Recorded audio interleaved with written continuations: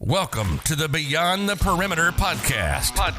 The podcast where we discuss everything security. Each week, we cover the latest and biggest breaches to hit the news and talk to different security experts to learn about their experiences in the security industry. It's time for Beyond the Perimeter podcast with your host, Zev Brodsky. Welcome to episode 2 of the Beyond the Perimeter podcast, the podcast where we discuss everything security. If you're a first-time listener, in each episode we discuss the biggest breach in the past month and interview a different security expert to gain their insights when it comes to their expertise in the security industry. In this episode, I'll discuss the Google Chrome spyware breach and interview Ms. Reut Weitzman, who is the COO and Cybersecurity Consultant at QMasters. We'll end the episode with our security tip of the month.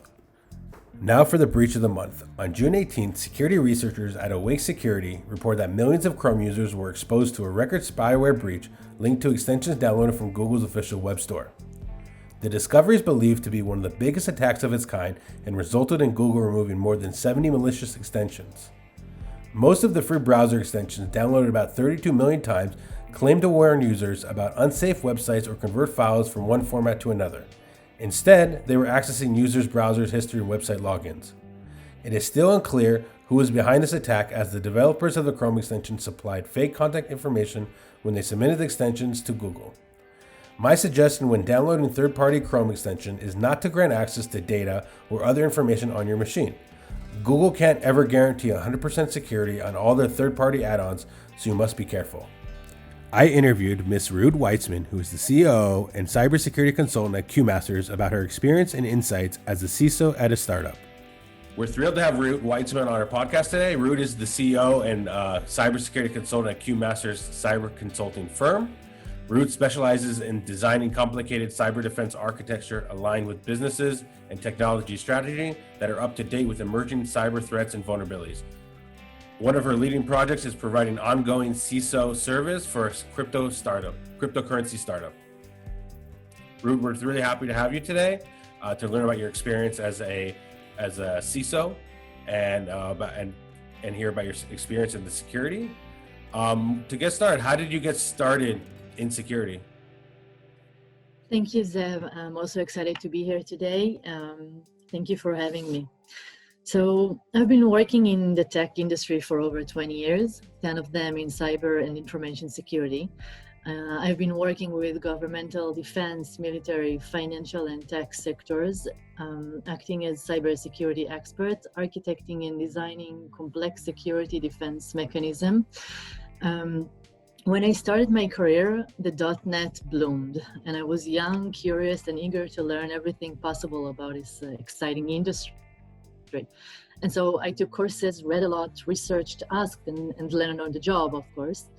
I was lucky to work with talented, supportive people, and being a people person myself, I kept in touch with many of them over the years. I actually still keep in touch with my first boss from 20 years ago.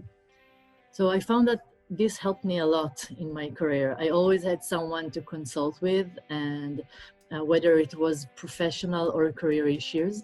And since it's such a small industry in Israel, I worked with many of my previous peers and colleagues again and again in different projects and different companies. Would you say having a mentor early on really shaped what your career is to today? Yes, definitely. I always had someone to speak with and ask questions and consult. So it's really important. In some aspects during my career, I always found someone to talk to. So it really helped. How did you make the segue into the position as a CISO? Because from you said you have experience in security, but how did you make the segue to go to the C level as a CISO? So consulting and working with different sectors, I've seen how every organization has a different approach when it comes to cybersecurity management. And over the years, I saw how organizations handled cyber attacks, how they manage cyber operations, and different approaches to security strategies. I learned from project to project, gained experience, and that allowed me to feel confident in my knowledge and ability to spot vulnerabilities and needs. Okay. And at what point in your career did you become a CISO? After a certain amount of years, or would you feel it was more a certain amount of experience, and then you became a CISO? Both. Well, with the years came the experience, so it goes hand in hand. And also, I had a lot of business background. I did strategy projects and management projects. So it all combined together. I also have, in addition to all the technology experience and certificates, I also have an MBA. So it worked perfectly together. What was your first 90 days like when you started out as a CISO? Well, my duty as a CISO was to develop a strategy to protect the company's data. This should always be done by working with IT and business teams. Full collaboration is required to identify, develop, implement, and maintain cyber policy and processes across organization.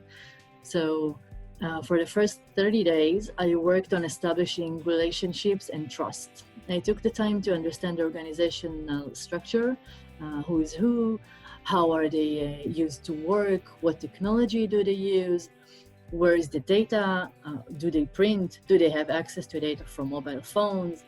Since they already encountered a security incident, I asked different people what happened and how did they feel about it, and so on. So it was important to me to get my peers to trust me and get on board for the good of the company. One of the things that I emphasized was that this is not an audit and I'm not looking for fraud. I'm looking to understand how they are used to work so I could assist them to do it in a secure way. Now, for the following 60 days, I worked on security assessment and gap analysis. I worked with the business unit managers and with leading personnel in those units to map the critical business processes and find cyber vulnerabilities.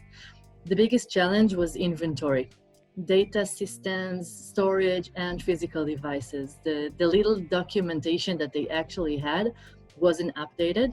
So in fact, I had to start from scratch, and I had assistance from department heads for data. I asked the IT manager to help with systems and applications. DevOps helped me with storage information, and I asked the office manager for help with all the physical assets. And since this was a very long process, I started raising cyber risks and security awareness during that time. I sent periodic updates of cyber incidents relevant to the industry and sent do and don't tips and so on. So at that time, everyone already knew who I was and started consulting with me about phishing emails, mobile security questions, and also some personal questions such as how to know if the gaming application that their kids are using are actually safe. Yeah, so that's a great answer. Kind of getting, were you like would you say you were the first security person in the company, and how would you say, like, how did that affect the rest of the employees with their security hygiene? Like you said that you presented them tips and stuff like that, but were the employees, did you feel that they already had security training or had some kind of security hygiene before? Not really. That was one of the challenges. People at startup are tech savvies. They're agile and informed of tech news. Nevertheless, I found that their cyber risk awareness is very limited. It shows in little things such as leaving the workstation unlocked when they take a break, or mobile phone passcode is 126. Everyone knows that there is something called phishing, but most of them will fall for a spear phishing attack that would be slightly more sophisticated than the usual spam. So you're saying, like, if a spear phishing, for example, is if the CEO would send him an email, it looked like it would be an email from the CEO, and they couldn't tell the difference, that there was the one letter, or it was .con or instead of .com, for an example. Right. Okay. How could have these different challenges been avoided in a small startup? So other than people challenges, as they say in security, we divide everything according to the golden triangle of challenges: people, process, and technology. So in terms of processes, it is rare to find a startup with structured security policy or procedures. The work procedures are not consistent and are usually open to interpretation. And new employees just learn how things work from their buddies and not in a formal way. In terms of technology, one of the biggest challenge for me was lack of consistency in that there was no one central domain to manage users, permissions, and access to data resources. Also, the lack of group policy, GPO. Every change of configuration or any OS or application updates required an IT person to take each and every computer and install or update manually. In many cases, employees have admin rights on their computers, and they can just install whatever they want freely. While in fact, software installation should be done by IT professionals and also be documented, so the company will have an updated inventory. And since small startup employees are usually early adopters and updated on new apps and tools, you can expect to see a lot of different SaaS, security as a service, and cloud-based software, marketing, data R&D, DevOps, product, and support division. They each would have their own preferred cloud-based software that track their operation, manage tickets, analyze user behavior. With such wide diversity, and every computer is different and unlike the other, it's difficult for the CISO to keep her inventory updated in order to know what are the vulnerabilities and to manage the risk that she's in charge of. So how would these challenges would have been avoided? Well, I would recommend any organization to prioritize security as preventive security instead of just waiting for a data breach or security incident. Preventive security is critical and required for the company's sanity and reputation. And it's best if it's designed and built into the foundation of everything that the company builds and not added as an afterthought. Would you recommend companies where they would have solely, where the employees would have other non-IT or security employees, they would have less admin accessibility to applications and other, like you said, SaaS service to download it onto their computers? So everything would be solely on the IT and security team to make sure that no leaks would enter, or not downloading any unwanted applications? Yes, definitely. It will help both in terms of security. We will always know what we have installed and that it's trusted, and also in terms of inventory and the need to run updates and change management and so on. Where do you see the CISO position in the organization hierarchy? So you see that young new companies and lean startups tend to think that they can protect themselves without any help. They think that their R&D or IT team can handle security issues without a CISO. And for companies who are at the beginning of their operation and still don't have much assets, data, or clients, and who are still under the radar, it might be true. But at this point, their reputation is not so high, and the cyber attack might not be so lucrative. So in these cases, attackers won't have real motivation to target such companies. And so we see startups at this point who handle security by themselves. And with the organic growth, they will outsource some of the specific security needs to skilled professionals. Yet once the organization feels that damage to its assets or data exposure would be painful, financially, by reputation, or in some industries might also cost human life, it's time to enhance cyber resilience and to reduce risk. And this is how you know it's time to have a dedicated CISO as part of top management on board. And I'm saying top management for a reason, because when management is security oriented and the CISO is a top level security exec who reports directly to the CEO, it will reflect in collaboration and budget, which are the core of any project. This is an enterprise or lean startup. It goes for both. Okay, so you traditional companies usually was larger enterprises who would have CISOs or CSOs. So you're saying even at young startups, they should really be thinking about their future and implementing bringing on a CISO on their management team. Right.